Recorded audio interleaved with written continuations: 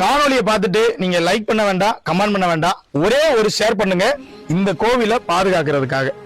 நான் இன்னைக்கு நிற்கக்கூடிய இடம் நம்ம ராமநாதபுரம் மாவட்டம் திருவாடனை வட்டம் புல்லுக்குடி அப்படின்ற கிராமத்தில் அமைஞ்சிருக்கக்கூடிய கைலாசநாதர் திருக்கோவில்ல தாங்க இருக்கிறேன். இந்த கோவிலுடைய தற்போதைய நிலைமை இதுதான்.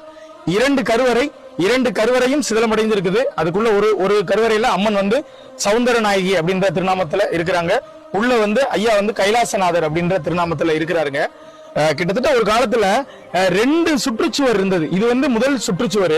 இதுக்கப்புறம் பாத்தீங்கன்னா இதுக்கப்புறம் வெளிப்பக்கத்துல இன்னொரு சுற்றுச்சுவர். அவ்வளவு பெரிய கோவில்.